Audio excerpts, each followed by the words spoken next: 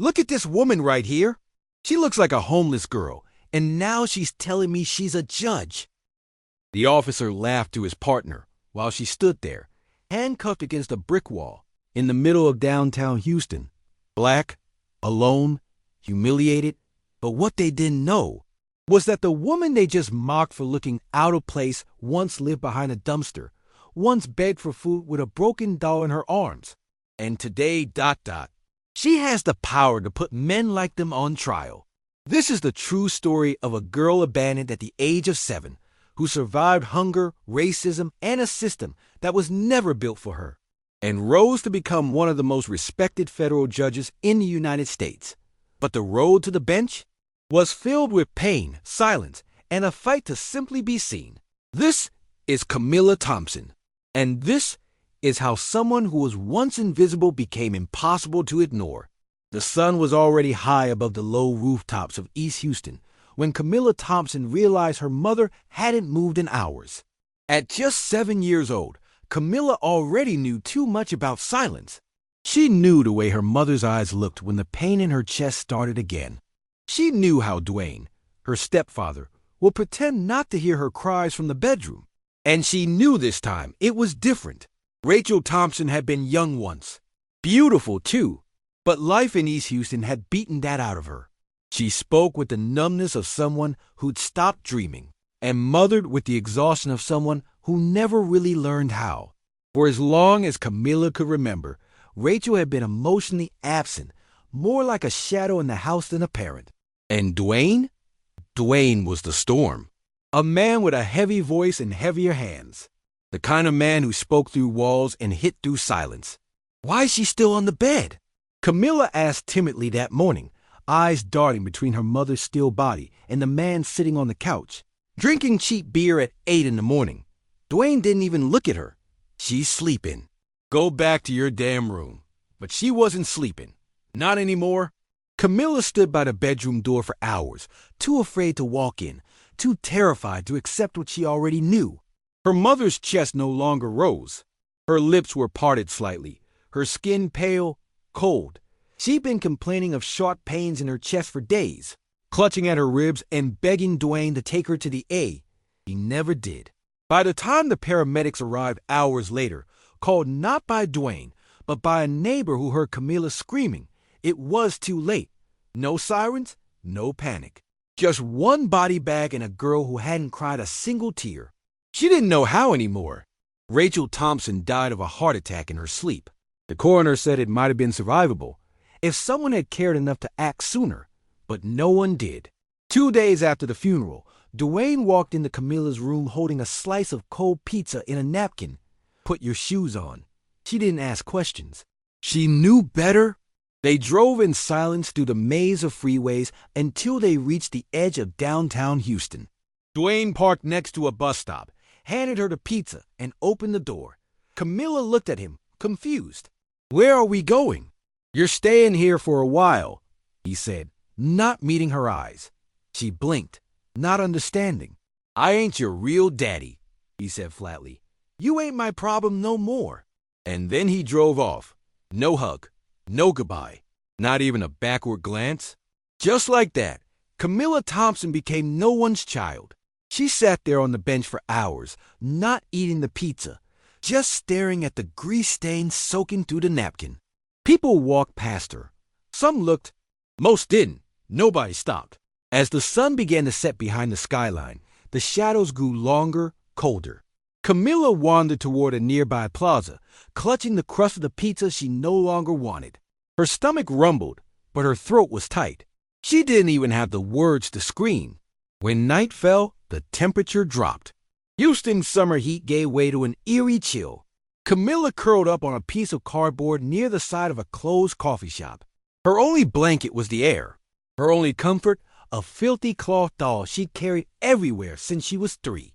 The stitching on the doll's head had long since unraveled, but she held it close to her chest like a lifeline. The noises of the city came alive in the dark. Honking cars, drunken laughter, police sirens in the distance, a shouting match from a nearby alley. Every sound made her heart pound harder. Every shadow looked like a threat. She didn't sleep that night. She didn't cry either. Instead, she stared up at the stars through the cracks in the streetlight's glow, her small hands shaking from the cold and fear. Her legs ached, her lips were chapped, and her back pressed against the rough brick wall behind her. She whispered to her doll like a prayer, "Don't let anyone take me, please." No one came, no one heard her. And in that moment, forgotten, cold, terrified Camilla understood what it meant to be truly alone. The second night was worse. Camilla wandered aimlessly through the downtown streets of Houston, clutching her doll in one hand and the last bite of that pizza crust in the other. Her legs hurt. Her lips were split from dehydration. But worse than all of that was the look on people's faces when they saw her. They didn't see her at all. She had become invisible. Adults passed her like she was part of the scenery, just another piece of the city's noise. The ones who did look only did so with suspicion. One woman clutched her purse tighter. A man muttered something under his breath. "Where's her mother?" Camilla didn't know how to answer that. Not out loud. Not even to herself. She found temporary shelter beneath a bus stop awning during a late-night storm. Her socks were soaked. Her teeth chattered, and she tried to stay awake out of fear that someone would try to take her while she slept. That kind of thing happened. She'd already heard it shouted between two homeless men in an alley the night before. "You gotta watch out for those girls. People snatch 'em." The next morning, Camilla searched trash cans outside a row of closed restaurants, hoping for something edible. She found half a stale muffin in a crumpled napkin and chewed it slowly, like it might be the last food she'd ever have. By the end of the third day, the hunger felt like a scream inside her. She sat on the curb outside a convenience store, staring at the racks of chips inside through the glass. She watched a man buy 2 hot dogs and toss the wrappers in the trash. She waited until he was gone, then fished one out. A cashier saw her and came out yelling, "Get the hell out of here, kid. This ain't no soup kitchen." She ran, heart pounding, legs burning. For the next few days, Camilla stayed in motion. She learned to avoid adults, learned which alleys were too dangerous after dark, and which dumpsters had leftovers worth risking. She stopped looking people in the eye. She stopped speaking at all. Her clothes became layered with filth. Her jeans tore at the knees, and the soles of her shoes began to flap. Her doll's head was now hanging by a single thread of yarn, but she wouldn't let go of it. It was the only thing that had stayed. Camilla saw other kids, sometimes runaways, teens with backpacks and haunted eyes, but no one spoke. Everyone on the streets had learned the same rule: don't get attached. No one stays. No one helps. Then came the night she almost didn't wake up. It was late, cold. She had crawled behind a dumpster near the Eastwood Market, just a few blocks away from where the skyline ended and forgotten streets began. She wrapped herself in cardboard and tried to ignore the deep ache in her stomach. A rat scurried near her foot, and she didn't even flinch. Her body was giving up. The next morning, she opened her eyes and everything looked foggy. Her head spun. Her lips were stuck together. And in that moment, Camilla truly believed she would die there, right behind that dumpster, and no one would even know her name. That's when she heard it. A man's voice. Deep, weathered, but not cruel. "Hey there. Hey. Are you okay, little one?" Camilla froze. The voice came closer. She turned her head weakly, blinking hard to focus. A man stood nearby, tall, older, with dark skin and silver hair poking out from under a baseball cap. He wore a green apron stained with juice, and beside him was a wooden fruit stand filled with bananas, oranges, melons, and mangoes. "I'm not going to hurt you," he said gently, kneeling down to her level. "Just tell me, are you hungry?" Camilla didn't answer. She pulled her knees to her chest and turned her face away. She'd been tricked before. Not everyone who smiled had kind hands. "I work right here," he said, pointing to the stand. "Name's Julian Harris. You don't gotta say a word if you don't want to, but I got a bag of fruit I was gonna throw out. Maybe you could help me eat it instead." He pulled out a small brown bag and gently set it down near her. Inside were chunks of watermelon, papaya, and pineapple still fresh, still bright. The smell alone made her stomach twist. Camilla didn't move. Not yet. Julian nodded and stood up slowly. "All right then. I'll be right over there. If you feel safe, you come on by, okay?" She waited 10 whole minutes. Her body trembled the whole time, unsure if it was fear or exhaustion. Finally, as the market around her began to stir with vendors setting up their stands, she reached out and took the bag. One bite, then another, then tears. Quiet ones, hot ones, because the fruit tasted like something she'd forgotten a long time ago. Kindness.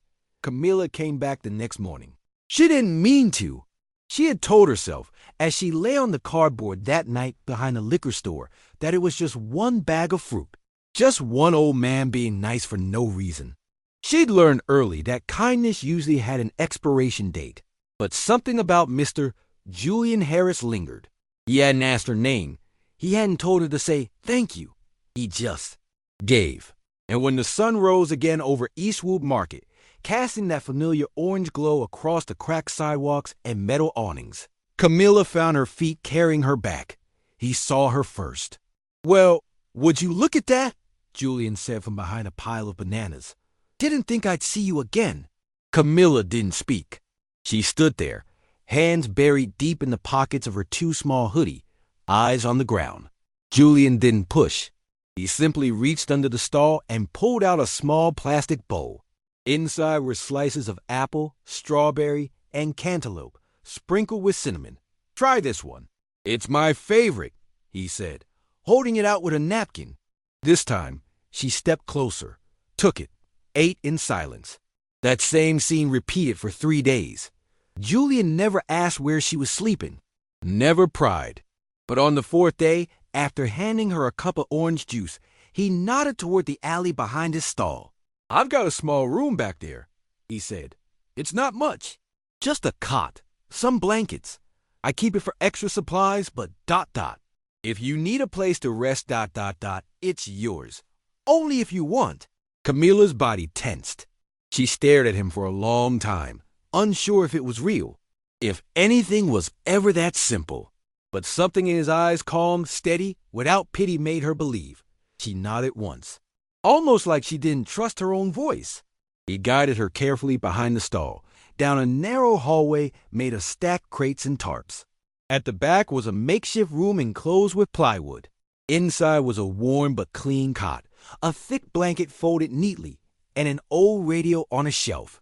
"Door locks from the inside," he said. "And I don't come in unless you say so." "You hungry again?"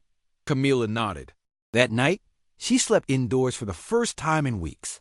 The cot creaked, the blanket smelled faintly of lemon detergent, and a distant baseball game played softly on the radio. For the first time in a long time, she closed her eyes without shaking. The next morning, she woke to the sound of Julian humming. He handed her a warm biscuit and a fresh shirt. "Washed a few things last night. Found one that might fit," he said casually. And then, like it was the most natural thing in the world, Julian handed her a small notebook and a pencil. "You like school?" Camilla shrugged. "'Cause I've found out there's an elementary school just a few blocks from here. I spoke to a woman named Miss Clark, real kind soul. She says she can help you enroll. No questions asked." Camilla looked at him, eyes wide. I don't have papers." "You got a name?" he asked. She nodded slowly. "Camilla. Well, then that's all the paper we need." The first day of school was rough. Camilla didn't know how to talk to kids. She didn't know how to sit still in a classroom again. But every day after class, she returned to the fruit stall. Julian taught her how to sort produce, how to set up the stall, how to count change. "Bananas always go on the edge," he said one day, placing them carefully. "They're the ones people grab first." Camilla began smiling again. Not wide, not openly, but it was there. One day, Julian came home with a pair of black sneakers, simple, clean, and brand new. "They had your size," he said with a shrug. Camilla held them like they were made of glass. She put them on slowly, then looked at him. "You didn't have to." "I know," he said. "That's why I did," Camilla smiled. The first full, genuine smile since her mother died. Julian smiled back, quiet and proud. From that day on, Camilla stopped counting the nights.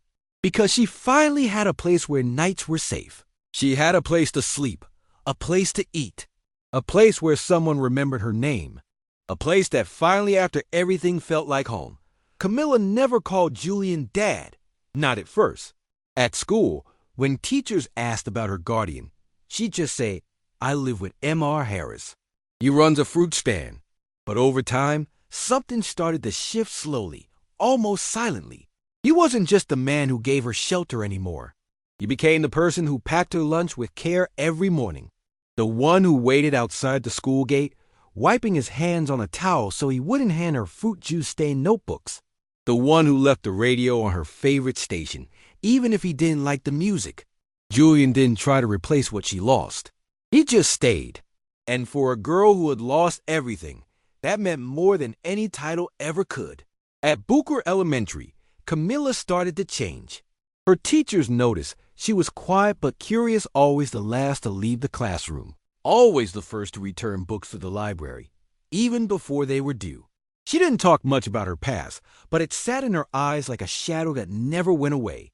One teacher in particular saw it clearly, Ms. Ramirez, her fifth-grade English teacher. She had grown up just a few blocks from Eastwood Market and recognized that look in Camilla's eyes, the look of someone who had already learned too much about the world.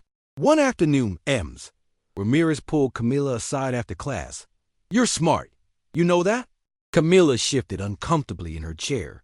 Not just book smart, the teacher continued. You see things most kids don't. That's a gift. Camilla didn't respond. Miss. Ramirez leaned closer. Have you ever thought about what you want to be when you grow up? Camilla hesitated. For a moment, the words stuck in her throat. Then quietly she said, I want to be a lawyer, maybe a judge. I want to stop people like Dwayne. Ms. Ramirez sat back, eyes glistening with something like pride and sorrow. Then you better start now, she said softly, because the world's going to tell you that you can't, and you're going to have to prove them wrong every single day. Camilla took those words like she took everything else, deeply, quietly, and with absolute seriousness. From that day forward, she changed again. She started reading more legal thrillers, biographies, articles about the Supreme Court. She began asking questions in class. Real ones, hard ones. Why are there more prisons than schools in some cities? Why do women get less protection in domestic cases? Why do so many kids like her fall through the cracks? Julian noticed the shift too. You've been quiet lately, he said one night as they shared fried chicken under the awning of the fruit stand. I've been reading, she replied. You raised an eyebrow. Reading what? About the law. About court cases. About justice. Julian smiled, slowly. That what you want to do now? Camilla nodded. I don't want anyone to go through what I did. Not if I can help it. He didn't say anything for a while. Just looked at her like she was something rare, something shining. You got more fire in you than anyone I've ever met, he finally said. If you want it, you go get it. But you fight clean, and you fight smart. Camilla soaked in every word like it was gospel. The next week, she marched into Miss Ramirez's classroom during lunch with a list of questions written in neat, blocky letters. What does it take to get into a good college? What kind of grades do I need? Is there a scholarship for people like me? And from there, the plan was set in motion.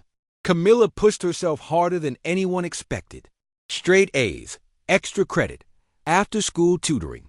She volunteered at the library, stayed late to help organize school supplies, even joined the mock trial club in middle school, becoming the quiet but sharp prosecutor no one ever saw coming.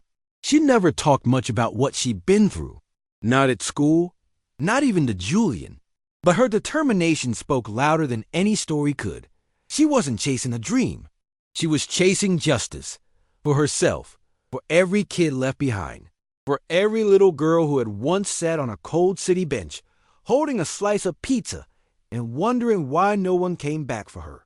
The day Camilla Thompson received her acceptance letter to the University of Texas at Austin, Julian Harris stood so still in the kitchen, she thought something was wrong. He held the envelope in his weathered hands, reading it twice to be sure. His lips parted, then curled into a rare, wide smile.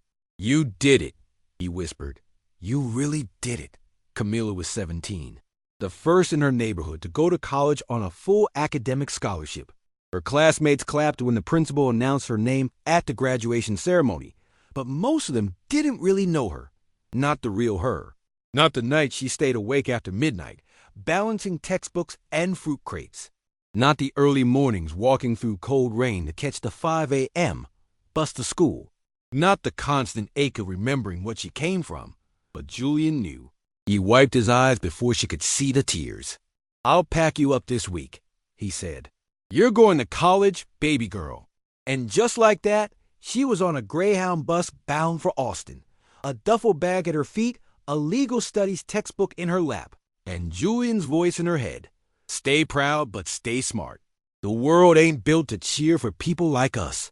The campus was beautiful, towering buildings, manicured lawns, students with laptops, AirPods, and families that hugged them goodbye without fear. Camila felt like she had landed in another world. But the longer she stayed, the more the cracks began to show. It started with looks. In her first week, a white classmate in her political science seminar asked if she was there on a diversity scholarship.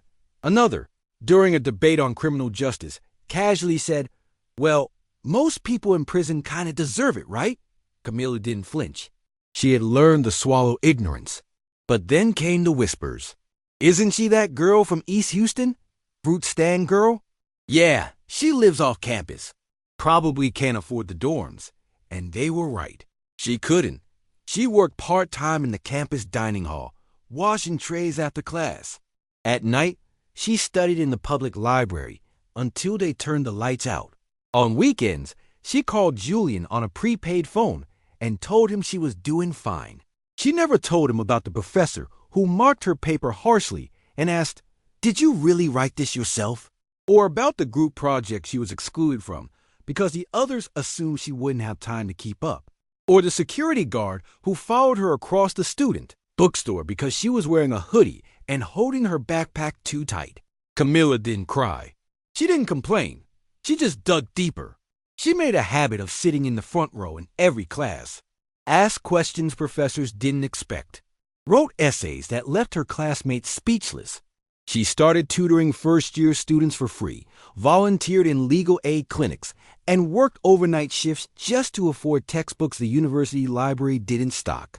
There were nights she'd fall asleep at a study desk, her face pressed to pages of constitutional law.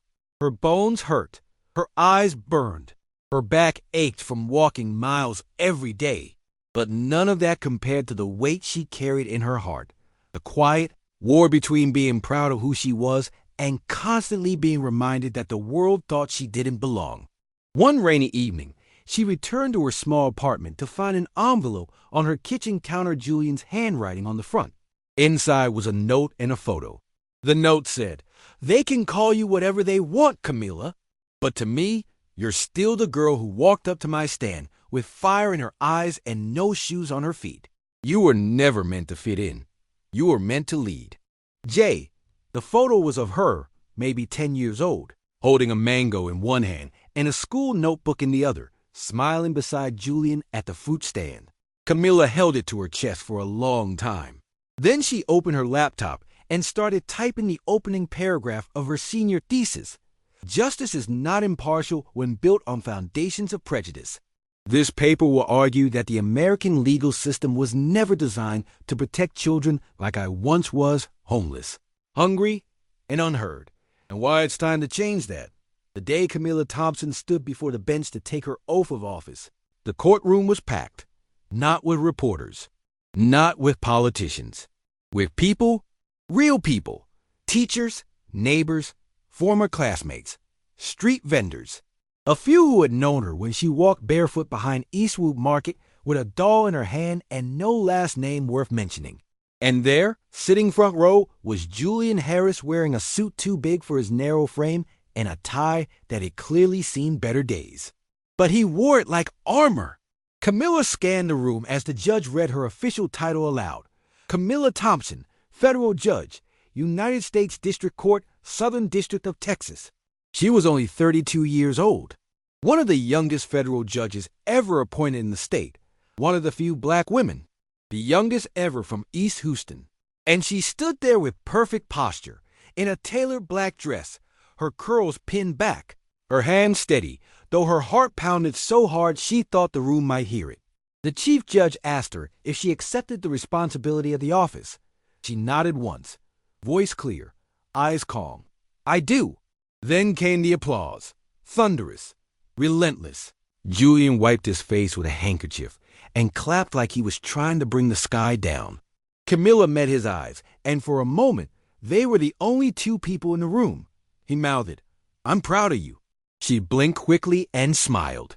When it was her turn to speak, she stepped up to the podium. She had written something, pages of it, about the justice system, her academic record, the power of reform. But in that moment, none of it felt right. She looked down at the front row, then up at the crowd, then said simply, "I didn't get here alone." She paused. "There was a man who gave me fruit when no one gave me food. There were teachers who believed in me when no one knew my name. There was a city that showed me the worst of itself, and the best. I've walked streets where no one made eye contact. I've slept behind dumpsters. I know what it feels like to have no one." Her voice broke for the first time. "That's why I'm here. Because this robe, it doesn't make me powerful. What makes me powerful is remembering what it feels like to have nothing, and choosing every single day not to let anyone else feel that way again." Silence. Then standing ovation. People rose to their feet, clapping with tears in their eyes. Even the chief judge nodded, visibly moved. Camilla turned from the podium, stepped down from the platform, and walked straight into Julian's arms. He held her tighter than ever before. "I told you, didn't I?" he whispered. "Didn't I tell you you were born for more?" She nodded, her face pressed into his shoulder. Later that day, back at home in their modest house on Leland Street, Camilla placed her judicial certificate next to the old photo Julian had mailed her years ago, the one with the mango and her notebook. That night, she didn't celebrate with champagne or a fancy dinner. She sat at their kitchen table, peeled oranges with Julian, and listened to him tell stories from the market like he always did. "I had this customer once," he began, chuckling. "Said she'd never had a peach sweeter than mine. I told her, 'Lady, it's not the peach. It's the way you bite into it.'" Camilla smiled. "Sounds like you're talking about life." Julian winked. "Maybe I am." She laughed quietly and leaned back in her chair, exhausted but whole. Because after all the years, all the pain, all the fight, she had returned home, not as a victim, not even as a survivor, but as a judge, and more importantly, as someone who still knew the taste of fresh fruit, warm sunlight, and the kind of love that saves your life without ever asking for anything in return. By the time Judge Camilla Thompson took her seat at the bench of the federal courthouse in downtown Houston, word had already spread. She wasn't like the others. She didn't speak in cold legal terms that flew over people's heads. She didn't rule from a place of ego or detachment. She didn't hide behind protocol. She looked people in the eye, listened, asked questions that others were too proud to ask. She remembered names. She remembered pain. Because she had lived it. Camilla would arrive at the courthouse early each morning, long before her clerks, walking through the stone halls in silence. She kept a photo of Julian on her desk, not in a frame, but tucked behind her computer monitor like a secret blessing. Even with all the formality around her, the robes, the marble, the armed security, Camilla stayed grounded. She still lived in the same modest house in East Houston, now with newer locks and better insulation. But the same walls, same quiet street, same Saturday morning routine of cleaning while jazz played in the background.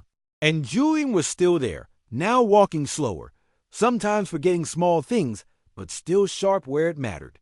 "You're the only judge I know who still carries their own groceries," he'd tease, watching her unload apples and rice into the kitchen cabinets. She'd smile. "I'm not a judge in this kitchen. I'm your daughter." In court, however, her presence was something else. Defendants stood straighter when she entered. Lawyers chose their words carefully, not out of fear, but out of respect. In a domestic abuse case involving a mother of three, Camilla interrupted the prosecutor mid-sentence. "She didn't report the abuse because she was afraid of losing her kids," Camilla said quietly. "Not because she's lying." The room froze. Do not confuse silence with guilt. Some women survive by disappearing. It wasn't what the courtroom expected from a federal judge, but it was what the people needed. Camilla didn't just deliver justice. She transformed the courtroom into a place where truth could breathe. She ordered parenting classes instead of jail time for struggling fathers trying to reconnect with their children. She worked with nonprofits to create second-chance programs for nonviolent offenders. She visited juvenile facilities on her days off, not for press, but to sit with kids and hear them out, because she remembered what it felt like to be young, scared, and unheard. One rainy Tuesday, as the courthouse emptied out after a long trial, a woman in her 40s lingered outside Camilla's chambers. She was wearing a cheap blouse, holding a wrinkled court document, eyes wide with uncertainty. Camilla spotted her through the glass and motioned her in. "I don't have an appointment," the woman said, breathless. "You don't need one," Camilla replied. "Come in." The woman's hands trembled as she sat. She had just lost custody of her daughter. Addiction had broken her home apart. She had no lawyer, no family, no one to vouch for her. "I've been clean for 7 months," she whispered. But the judge didn't believe me. Camilla didn't say much at first. She just listened. When the woman was finished, Camilla took a deep breath. "Tell me what your plan is." "Not for the court. For yourself." Tears welled up in the woman's eyes. "No one's asked me that before." Camilla leaned forward. "Then let's start now." Back at home that evening, Camilla sat at the table with Julian, slicing mangoes just like they used to. He looked at her, eyes soft with age. "You still carry all their stories with you, don't you?" Camilla nodded. "I have to." He took a piece of fruit and smiled. "Just remember to leave room for your own." She didn't answer right away. Instead, she looked around the kitchen, the same one where she had once memorized court terms and cleaned dishes before sunrise, the same table where Julian first told her she mattered. She realized something. This wasn't just her home anymore. It was her anchor, her protection against a world that still judged women like her too quickly, too harshly. And no matter how many cases she ruled on, how many articles were written about her, how many awards she received, Camilla never let the robe define her. Because justice to her wasn't about power. It was about presence. It was about walking into a room full of broken people and saying, "I see you. You're not invisible anymore." It was a Wednesday morning. Clear skies, light breeze. Just another routine day in Houston. Camilla had dressed simply dark jeans, a white blouse, flats. Her black curls were pulled back in a low bun. No makeup, no jewelry, just her old leather satchel slung over one shoulder. She wasn't going to court that day. She was heading to Booker T, Washington High School, the very place where a version of her once sat in the back row, silent and invisible. Today, she was invited to speak to at-risk teens about the justice system, about power, and about not giving up even when the world tells you you're already done. But she never made it to the school. She was walking down a quiet sidewalk in Midtown, passing coffee shops and office buildings, minding her own business, when a black and white patrol car slowed beside her. 2 white officers, one young, arrogant, sunglasses too big for his face. The other older, stockier, the kind who didn't smile unless he was threatening someone. They rolled down the window. "Hey," the young one barked. "Where are you headed, sweetheart?" Camilla stopped, calmly turned her head. "To the high school," she said. "I'm giving a talk." The older officer narrowed his eyes. "Funny, don't see no teacher badge." "I'm a judge," she replied simply. That made them laugh. "No, seriously," the young one smirked. "Where you going?" Camilla blinked once, slowly. "I just told you."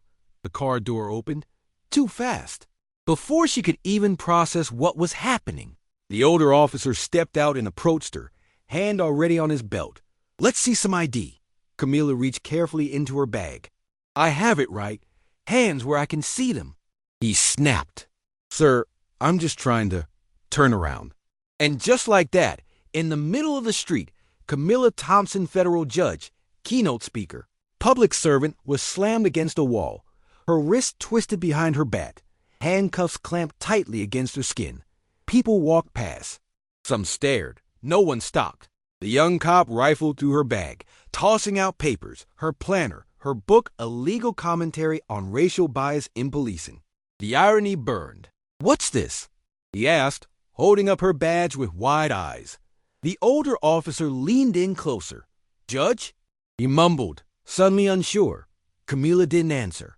Her breath was steady now, ice cold. He unlocked the cuffs clumsily. We didn't know." Camila turned to face them. The corners of her wrists were red. Her satchel was now torn. Her book lay on the ground, its pages bent, dirty from the sidewalk. "No," she said, eyes locked on theirs. "You didn't care." The young one looked rattled. "You matched the description, all right. A woman, dark clothes, suspicious behavior. Suspicious behavior like walking while black." Neither officer answered.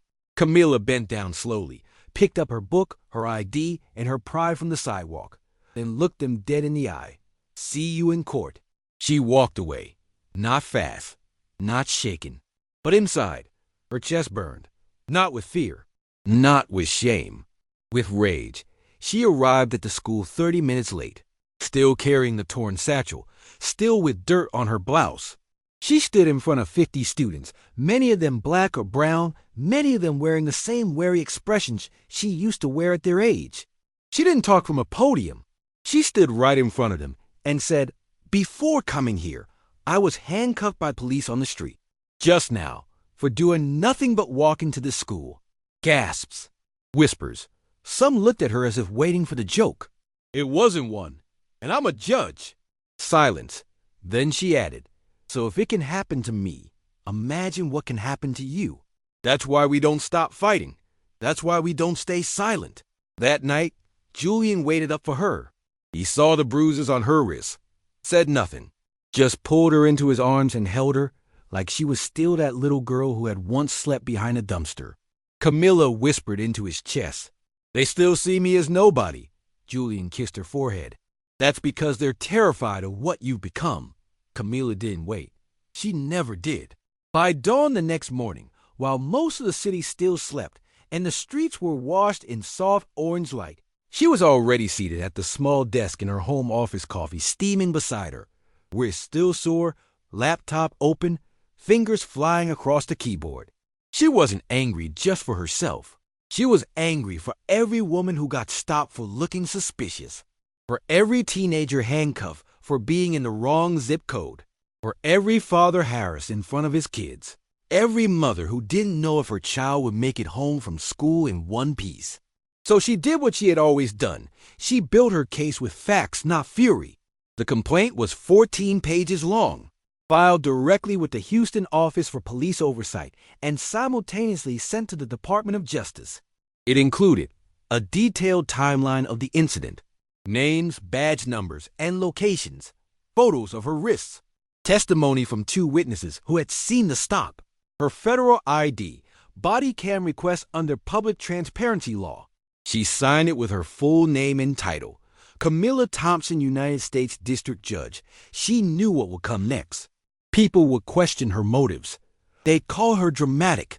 They'd say it was just a misunderstanding. But Camila didn't flinch. She gave a press conference later that week, not in a courthouse, but on the steps of Booker T. Washington High School, the very place she had spoken to those students the morning it happened. A dozen cameras, reporters elbowing for space. Students gathered, curious. Teachers watching from windows. Camila stepped up to the mic, hair pulled back. No robe, no polish. Just a woman with a calm voice and a truth too big to bury. "This is not just about me," she said. "It's about every time someone's dignity is stripped because of what they look like. It's about every teenager who doesn't get to be seen as a kid. It's about every person who's been told, without words, that they don't belong in their own city." She held up a photo of her own bruised wrists. If a judge can be treated this way, what's happening to the people without badges, without titles, without cameras watching? This is not personal revenge. This is accountability. The video went viral. Within hours, clips of her speech were broadcast across major networks: CNN, MSNBC, even local conservative radio stations that usually mocked anything resembling activism. But they couldn't ignore her. She was too composed, too credible, too undeniable. Within 1 week, both officers were placed on administrative leave pending investigation. Within 2 weeks, the mayor publicly apologized. And within a month, Camilla's case became the center of a growing statewide reform effort aimed at dismantling racial profiling policies in Texas police departments. But Camilla didn't stop there.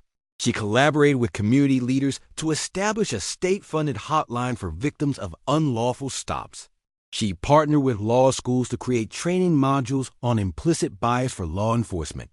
She even pushed the court system to mandate cultural competency training for new police cadets in Harris County. People began calling her the judge who stood up. Articles were written. Profiles were published. She was offered speaking tours, podcast appearances, television spots. She declined most of them because the spotlight had never been her goal.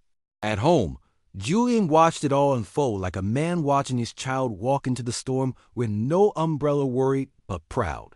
One evening, as they shared dinner cornbread, beans, and grilled chicken, he looked at her across the table. "You sure you're okay with all this heat coming your way?" Camilla nodded. "I'm not afraid of it." He leaned forward, voice low and steady. "You just be careful. Some folks don't like seeing people like you rise." "I didn't come this far to hide," she said. "I came this far so others could stand up too." Julian smiled. "Then stand tall. I got your back, always did." Weeks later, during a youth conference in Dallas, a girl no older than 12 walked up to Camilla, clutching a school binder and trembling slightly. "My brother got arrested for nothing," the girl whispered. "They said he matched the description, but he was just riding his bike." Camilla knelt down, looked her in the eye, and said gently, "He matters. And you do too. I promise, we're not going to stop until people like him get real justice." The national spotlight eventually faded. News cycles moved on. Politicians returned to their usual talking points, and the public's attention drifted elsewhere, as it always does. But Camilla Thompson remained. She never chased the fame that came after the incident in Midtown. She didn't write a book. She didn't run for office. She didn't accept invitations to celebrity events or glamorous panels in Washington.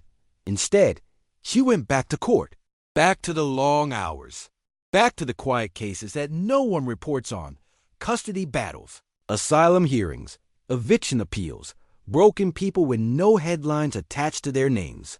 And every now and then, in a moment between hearings or as she passed a hallway in the courthouse, someone would whisper, "That's her. That's the judge who spoke up." But Camilla never paused for recognition, because for her, legacy wasn't loud. It was built slowly, case by case, face by face. At home, Julian's health had started to decline. He moved slower now, sometimes forgot which day it was. The fruit stand was long gone, sold to a new vendor, but Camilla still brought home fresh produce every Saturday, mangoes, apples, and his favorite, peaches. "I still say mine were sweeter," he joked, every time she cut one for him. "Yours were magic," she'd smile. Every morning before leaving for the courthouse, Camilla brewed his coffee, cinnamon, just the way he liked it, placed a blanket over his legs, and kissed him on the forehead. "You remember what day it is?" he'd ask, eyes twinkling. She'd answer, "It's another day I get to be your daughter." And he'd nod, "Then it's a good one." Camilla never married. She never needed to. Love had come to her in a different form, not romantic, but rooted, built in a fruit stall, grown over years, shaped by loyalty and sacrifice, and something deeper than blood. Her life was full. She mentored young law students. She visited juvenile detention centers and schools.